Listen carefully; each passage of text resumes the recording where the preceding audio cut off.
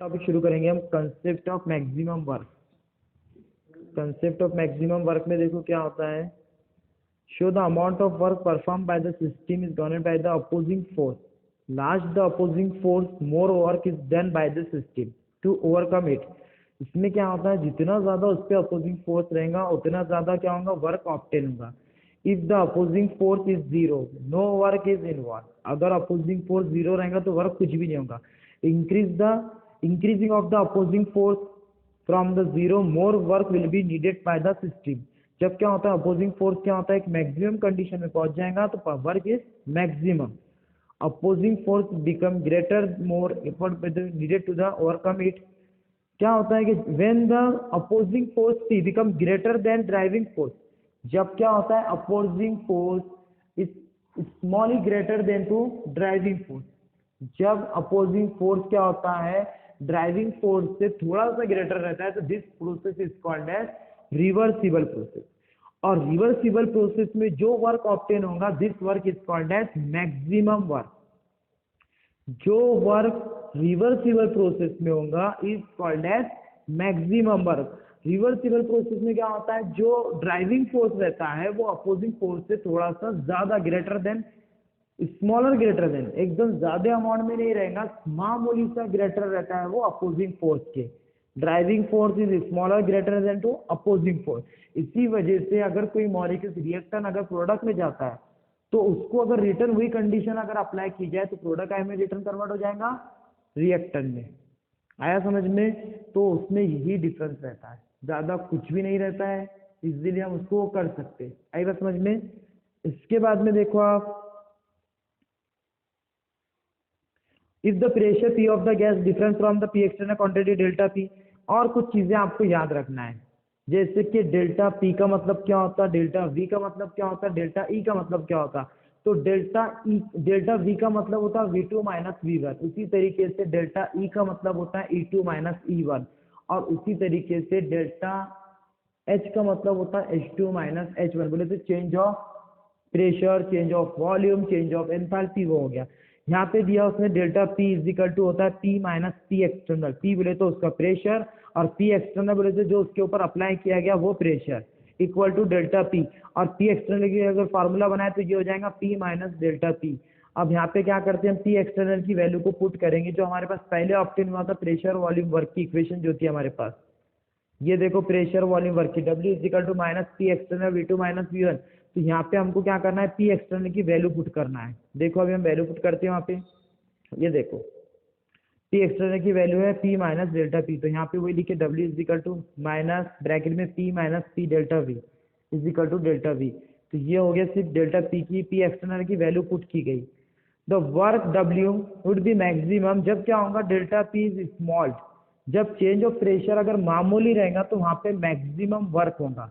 This means the opposing force must be infinitely smaller than driving force. इसमें क्या होता है, जो अपोजिंग फोर्स रहता है वो मामूली स्मॉलर देन रहता है ड्राइविंग फोर्स के, for the work to be maximum. और वहां पे जो वर्क होगा वो कौन सा होगा, मैक्सिमम।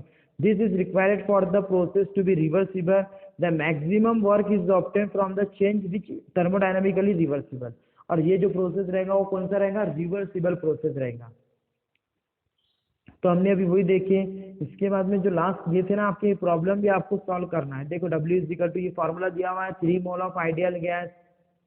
तो ये आप प्रॉब्लम सॉल्व करो। इसमें प्रॉब्लम में अगर कुछ आपको नहीं समझ में आता है, कोई डिफिकल्टीज है तो मुझे बताओ, मैं आपको वो भी एक्सप्लेन करके दे दूंगा। वैसे सॉल्व प्रॉब्लम है आपको वैसे देखना है, खुद से सॉल्व करके देखना है। अगर नहीं समझ में आता है, कोई प्रॉब्लम जा रहा है तो मुझे उसमें पूछ सकते हैं आप। उसके बाद में आता है expression for the maximum work. अब ये हमको लास्ट टॉपिक हमको पढ़ना है, तो हम ये नेक्स्ट लेक्चर में पढ़ेंगे। अभी तो हम नहीं पढ़ सकते, पर हम क्या करेंगे, कुछ कंडीशंस पढ़ते कि मैक्सिमम वर्क ऑब्टेन करने के लिए क्या कंडीशन है। ये हम एक ही लेक्चर में लास्ट, अब नेक्स्ट लेक्चर में हम पढ़ेंगे इसको डायरेक्ट पूरा। मैक्सिमम वर्क का एक्सप्रेशन कैसे दिए हुए, इसकी इक्वेशन क्या है और कैसे ऑब्टेन होती। अभी फिलहाल हमको क्या करना है, कंडीशंस देखना है, कंसेप्ट ऑफ मैक्सिमम वर्क। तो मैं आपको पुराने बुक में से कुछ कंडीशंस बताऊंगा। अगर आपको पूछा गया एग्जाम में कि मैक्सिमम वर्क की कंडीशन लिखो, तो वो आपको कंडीशन लिखते आने होगा। पहली कंडीशन ये है कि जो आपका प्रोसेस है वो रिवर्सिबल प्रोसेस होना चाहिए। दूसरी बात, जो आपका प्रोसेस हो रहा है वो नंबर ऑफ स्टेप में होना चाहिए, इन्फिनाइट नंबर ऑफ स्टेप, बोले तो बहुत ज्यादा स्टेप में। दूसरी बात, जो आपका प्रोसेस है वो स्लो प्रोसेस, एकदम स्लो होने होना, तभी आपका जो वर्क ऑप्टेन होगा वो मैक्सिमम वर्क होगा।